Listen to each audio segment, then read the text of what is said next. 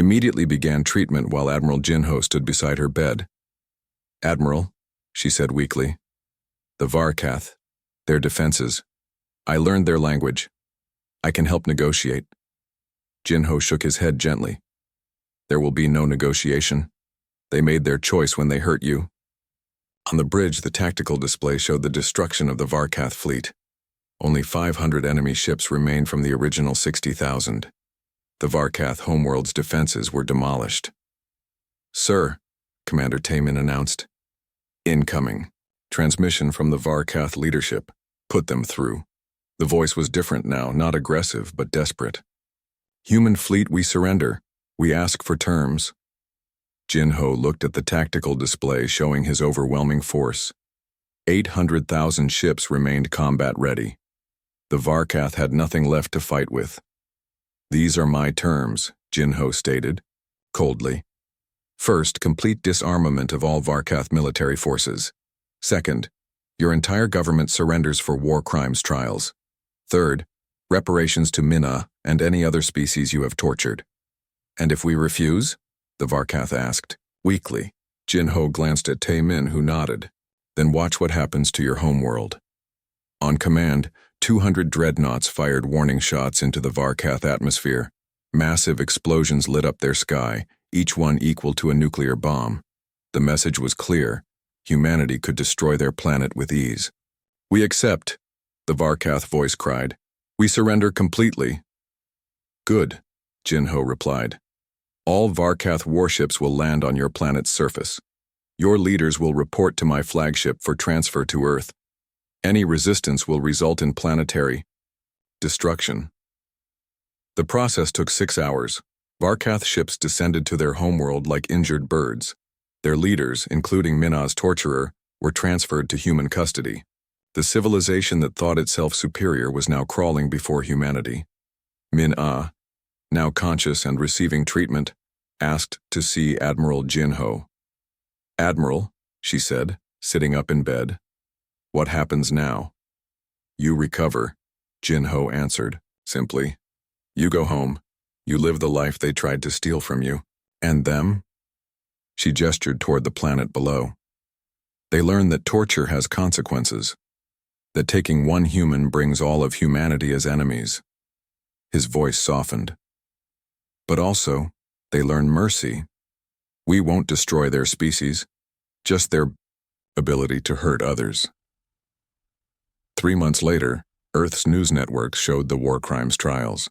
The Varkath leaders, including the chief torturer, faced justice for their cruelty. Mina testified, her voice strong now as the galaxy watched. The Varkath homeworld became a protectorate of Earth. Their military technology was confiscated, their weapons dismantled, but their civilian population remained free, learning to live without the ability to torture others. Earth's 800,000 Dreadnoughts didn't return home completely. 200,000 remained in nearby space, a permanent warning to any species considering following the Varkath example. Mina returned to her family, her spirit unbroken despite the trauma. She became an ambassador, using her experience to build bridges between species. Her story spread across the galaxy, how humanity had traveled light years to save one person. Other alien civilizations took note. The small blue planet called Earth had shown both incredible violence and incredible compassion. They had the power to destroy worlds but chose instead to save their own. The message was clear throughout the galaxy. Humans protect their people. Harm one. Face them all. Torture one. Bring 800,000 ships of vengeance. Mina's ordeal had changed the galaxy. Humanity took its place not as conquerors, but as protectors. The price of crossing them had been demonstrated, and the price was total. The end. New point defense systems. Each human dreadnought carried advanced defensive lasers. Where one Varkath fighter appeared, 10 lasers tracked it. The alien fighters, designed for fighting single targets, found themselves overwhelmed by coordinated machine targeting. "Admiral," Taemin called excitedly. "We've found her. Mina is on the large vessel at coordinates 679 Mark IV. It's heavily shielded and protected." Jinho studied the screen. The ship holding Mina sat in the center of the enemy formation, surrounded by the largest Varkath vessels. All units, he broadcast. The target containing Mina is designated Hostile Prime. No heavy weapons on that ship. Precision strikes only. Captain Lee from Battle Group 7 responded immediately. Admiral, we can isolate that ship. My group will create a defensive screen. Do it, Jin-Ho approved. The rest of you destroy everything else. The battle became a systematic slaughter. Varkath ships, despite their individual power, couldn't coordinate against the overwhelming human numbers. Every time they tried to form defensive positions, human ships appeared behind them, above them, from directions they hadn't thought to guard. Enemy communication network is down, reported communications. Officer Choi. They can't coordinate anymore. Jin-Ho watched as the Varkath fleet crumbled. Ships exploded in silence. Debris fields expanded in slow motion. The aliens who had tortured Mina for sport were learning what real warfare meant. Sir, said Captain Do-hyun, we're detecting a broadcast from the enemy. It's aimed at us. Put it through, Jin-Ho ordered. The voice was the same grinding stone sound Mina had heard during her torture. Human fleet, you are inferior. You cannot defeat the Varkath.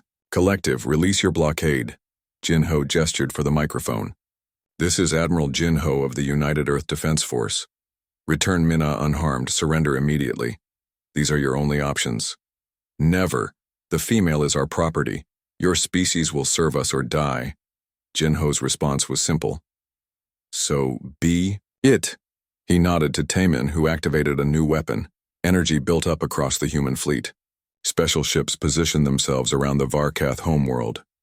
Charging planet siege weapons, Taemin announced, targeting their military installations, shipyards, and defensive platforms. The Varkath voice returned, angry and desperate. You dare threaten our homeworld? Your female will die. Then you will all die, Jin-Ho replied coldly.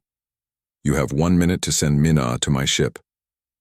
The remaining Varkath ships, perhaps 20,000 now, moved to protect their planet. Human dreadnoughts intercepted them, overwhelming each defender with focused fire. Sir, Taemin reported, massive energy reading from the ship holding Mina. They're preparing to execute her. Jin-Ho's jaw tightened. All ships, prepare for simultaneous jump. Micro-jump past their defenses. Boarding teams ready. Captain Do-hyun's voice came through clearly. Admiral, my scout wing requests permission to board Hostile Prime. We know their ship layout from our previous capture. Granted. Retrieve Mina. Dead or alive, bring her home. 20,000 human fighters broke from formation, diving toward the ship holding Mina. Varkath vessels moved to intercept, but too late. Human ships crashed through their defenses, like an unstoppable wave. All surrounding enemy ships neutralized, reported Captain Lee. Boarding parties have breached Hostile Prime. The battle had turned from warfare to rescue operation. Every human ship had one focus now: get Mina back safely. The answer to torture wasn't negotiation. It wasn't fear. It was overwhelming, unstoppable force. And Mina would go home. The boarding party crashed through the final bulkhead. Captain Do-hyun led his team down the Varkath corridor, following the bioscanner to Mina's location. Bodies of Varkath soldiers lay scattered behind them. Movement ahead, whispered Lieutenant Kim, raising his rifle. They entered a large chamber filled with torture devices. In the center, strapped to a chair, sat Mina. Her clothes were torn, her body covered in bruises, but her eyes opened when she heard human voices. Earth voices? She whispered weakly. Mina. Do-hyun rushed to her side, quickly cutting her restraints. We're here. You're safe now. As they lifted her carefully, a Varkath figure emerged from the shadows. The lead torturer who had broken her spirit for months. You are too late, it hissed. She is broken, her mind is gone. Do-hyun stared at the alien, rage building in his chest. You're wrong. Mina stirred in his arms, looking up at the Varkath. Despite her pain, despite her weakness, she smiled. I never told them where Earth is, she said clearly. The Varkath stumbled backward. Impossible.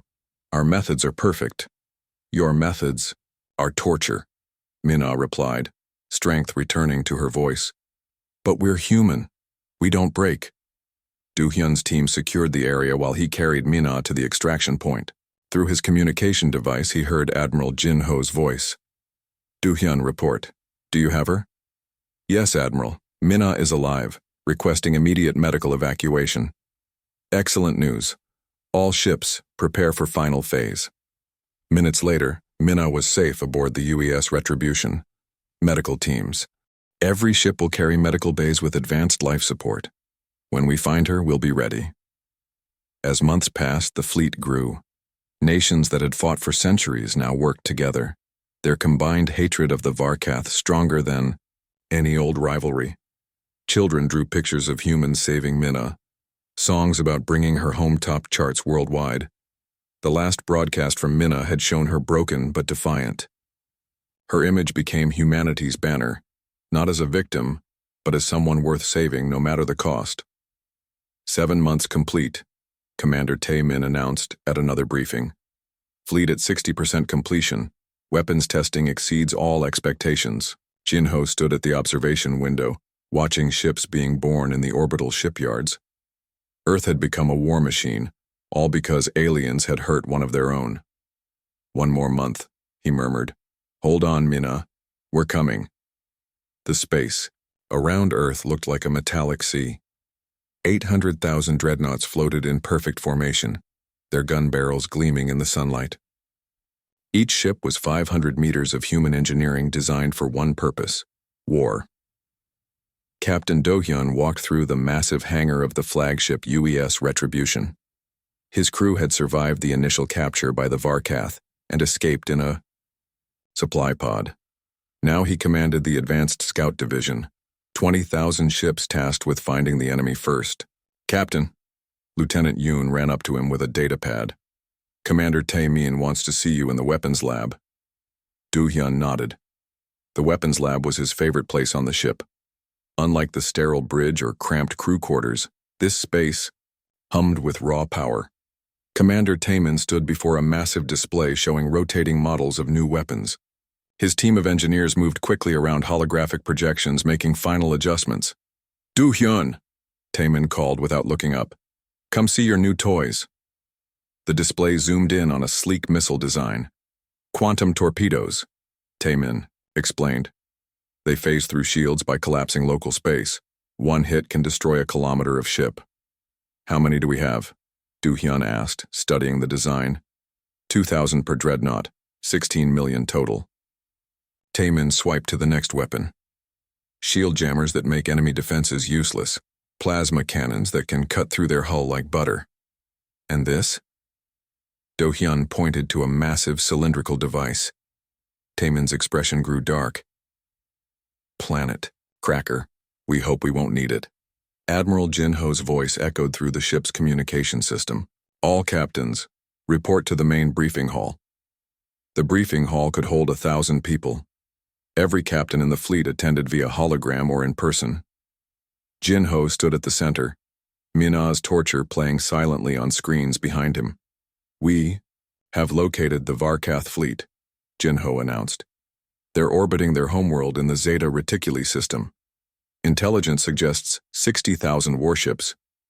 Murmurs ran through the gathered captains. 60,000 was nothing compared to their 800,000. However, Jin-ho continued, their ships are larger than ours. Each Varkath vessel carries approximately 10,000 fighters. The mathematics ran through every captain's mind. 60,000 ships each with 10,000 fighters. 600 million enemies. Sir, Captain Lee spoke up.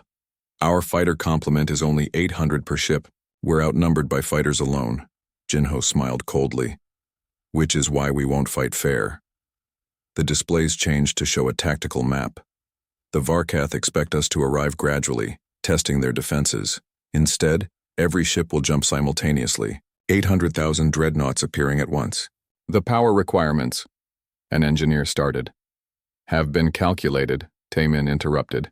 We've built massive quantum engines on each ship. They can handle one massive jump. Jin-ho looked at every face in the room. When we arrive, our first action will be simple. Every ship fires every weapon at once, no warning shots, no negotiations. They started this war when they took Mina. Sir, Do-hyun asked, what about Mina? She could be on any of their ships. Our medical AI has been analyzing her biosignatures from the torture broadcast. When we arrive, our scanners will find her. Jin-ho's voice softened. And once we know where she is, that ship becomes off-limits to heavy weapons. And the rest? Another captain asked. The rest burn, Jin-ho replied simply. Over the next 7 days, final preparations began. Crews trained 18 hours per day. Weapons were loaded and tested. Ships arranged themselves in perfect geometric patterns, ready for the massive jump. On the final day, every soldier on every ship gathered in their recreation areas. Massive screens showed Mina's face. Not from the torture, but from her personnel file. Her smile, her laugh during training exercises, videos of her explaining alien languages to children. Remember why we fight. Jin-ho's voice came through. Every speaker in the fleet. Not for territory, not for resources, for one of our own. The countdown began. 800,000 ships aligned their jump coordinates. Millions of humans checked their weapons one last time. All ships report ready, Taemin announced from the command center. Jump coordinates locked. Target confirmed. Jin-ho stood on the bridge of the Retribution, looking at the image of Earth one last time. For Mina, he said quietly. For Mina, echoed across every ship, from every throat. The stars blurred. 800,000 ships vanished from Earth's orbit. The Varkath would learn what happened when you hurt a human child. They would learn that Earth's answer to torture wasn't fear. It was war. The massive jump engines hummed with power as the armada traveled faster than light toward their enemy. Soon, the peaceful star system of Zeta Reticuli would witness the largest space battle in galactic history, and humanity would bring Mina home. Space tore open around the Varkath homeworld. 800,000 human dreadnoughts materialized simultaneously, their guns already aimed. The surprise was complete. Targets locked, shouted Lieutenant Park from his weapons console. The Varkath fleet hasn't even raised shields yet. Admiral, Jin-ho stood calmly on the bridge of the U.S. Retribution, watching his tactical display. 60,000 enemy ships floated in defensive positions around their green-blue planet. They looked enormous, but insignificant compared to his fleet. All ships, Jin-ho spoke into his microphone. This is Admiral Jin-ho. You know why we're here. Find Mina. Destroy everything else. Sir, called Commander Taemin from his station. Bioscanners are active. Searching for Mina's signature now. The first Varkath ship fired. A massive blue beam cut across space, striking a human dreadnought. The ship's shields flared but held. Return fire, Jin-ho ordered calmly. All ships, weapons free. The darkness lit up like a deadly fireworks show. 800,000 ships fired every weapon they had. Quantum torpedoes phased through Varkath shields. Plasma beams cut through alien hulls. The elegant formations of the Varkath fleet dissolved into chaos. Direct hit on enemy flagship, reported Captain Do-hyun from his scout ship. Their command structure is in disarray. Through the tactical display, Jin-ho watched Varkath ships explode in brilliant flashes. Their larger vessels launched fighters, waves of small, fast ships like angry insects. But humanity had expected this. Fighter defense pattern Delta, Jin-ho commanded. Use the exploration vessel UES Discovery drifted silently through the star-speckled darkness. Its crew of 12 had been traveling for 6 months, searching for signs of intelligent life beyond Earth's reach. In the ship's language lab, Mina sat hunched over her console, headphones pressed to her ears as she practiced alien speech patterns that existed only in theoretical models. Contact, shouted Communications Officer Park from across the bridge. Unknown vessel approaching, Sector 7. Captain Do-hyun rushed to the main display. Put it on screen, Mina, get up here. The view screen flickered to life, revealing a massive ship unlike anything in human records. Its hull seemed to shimmer between silver and obsidian, with strange geometric patterns that hurt the eyes to look at directly. The vessel was easily 3 times larger than the Discovery. "They're hailing us," Park announced, voice trembling, slightly. Unknown language, but the translator is picking up patterns. Minna approached the communication station, adjusting her headset. "Let me listen." The patterns suggest mathematical sequences. They're trying to establish basic communication. "Open a channel," Captain Do-hyun ordered. "This is it, everyone. First contact." Minna spoke slowly into the microphone, using the universal mathematical approach she had trained for years to master. "We are humans from the planet Earth. We come in peace."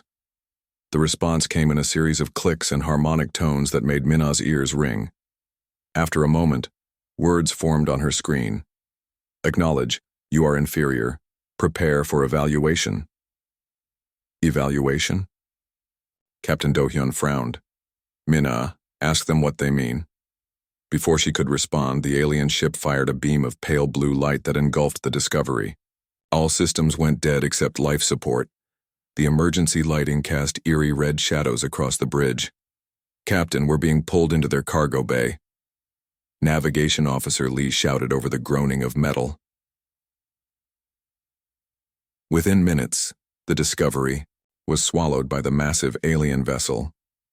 Through the viewport, the crew could see rows of identical corridors stretching impossibly far, lit by a sickly green glow. Figures appeared in the Discovery's corridors. Tall, thin beings in reflective suits that seemed to flow like liquid metal. Their faces were hidden behind polished masks that reflected distorted images of the terrified crew. "This is Captain Do-hyun of the United Earth Space Navy," the captain announced over the intercom. "We are a peaceful exploration mission.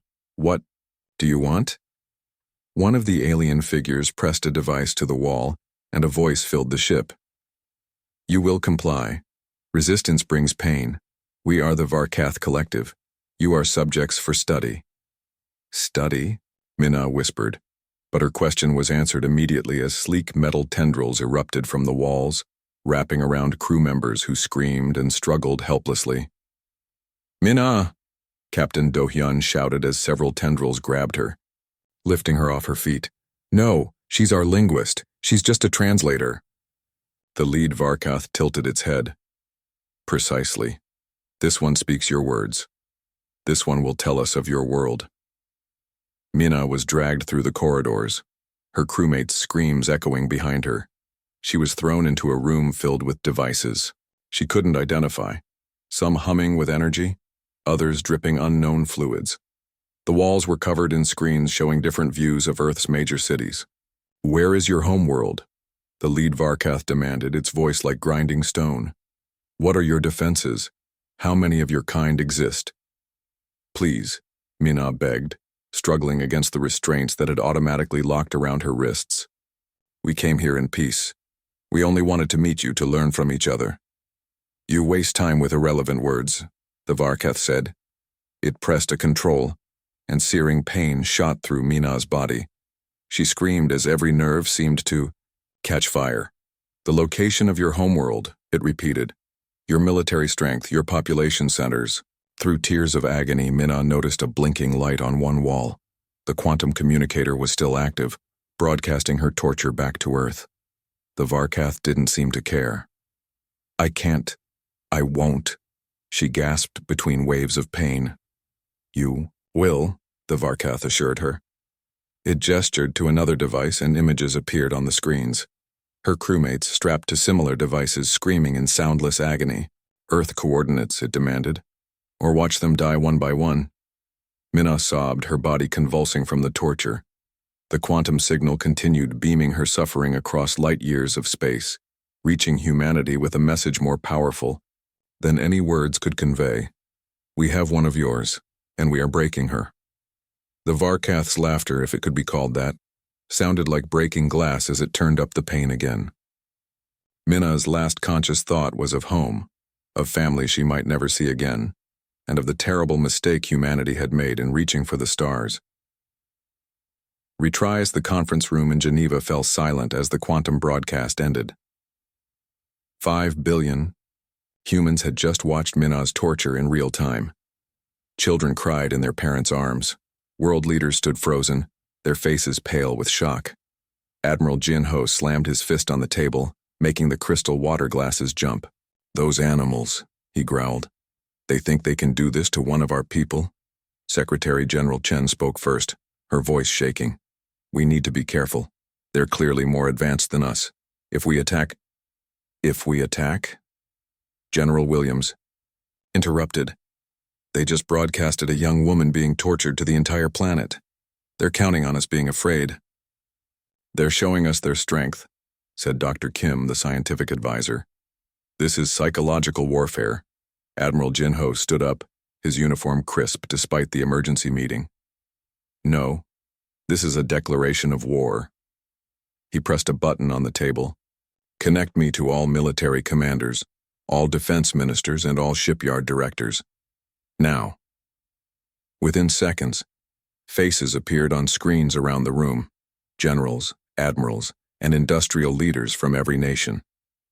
"Listen carefully," Jin-Ho announced. "As of this moment, Earth is under martial law. Every available resource goes to one purpose: building a fleet to bring Minna home and make these Varkath pay." "Sir," General Chang from Beijing interrupted, "our largest fleet has only 12,000 ships. Intelligence suggests the Varkath have millions. Then we build millions more." Jin-Ho cut him off. "I don't care what it takes. I want every shipyard working around the clock. Every university engineering department, every aerospace company, every manufacturing plant, they all serve the military now." "Admiral," said Director Lopez from Luna City, "even with maximum production, we're looking at years before." 8 months, Jin-Ho said flatly. "That broadcast wasn't an accident. They want us to suffer while we decide if we're brave enough to save her. But they made a mistake. They showed us their location." The room erupted in whispers. Dr. Kim leaned forward.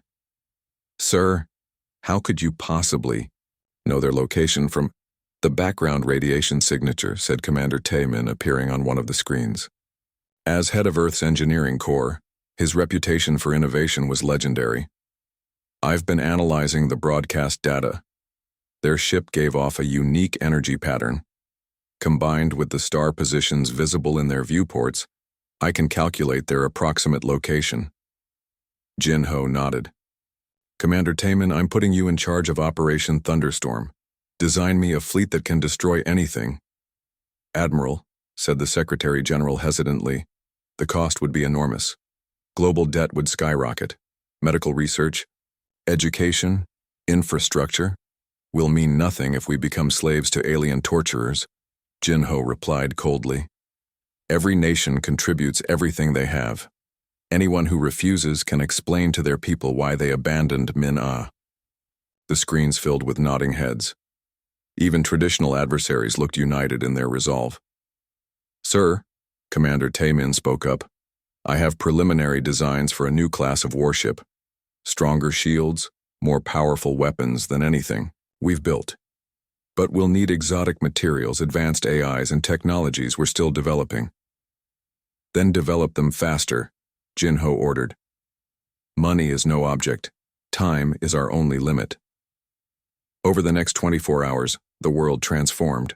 Stock markets crashed as government seized industries for war production. Universities emptied as students volunteered for military service. Retirement savings disappeared into war bonds that promised vengeance for Minna. "Admiral," his aide whispered, handing him a tablet. "The latest public opinion polls. 97% approval for Operation Thunderstorm. People are selling their homes to buy war bonds." Jin-Ho smiled grimly. "Good.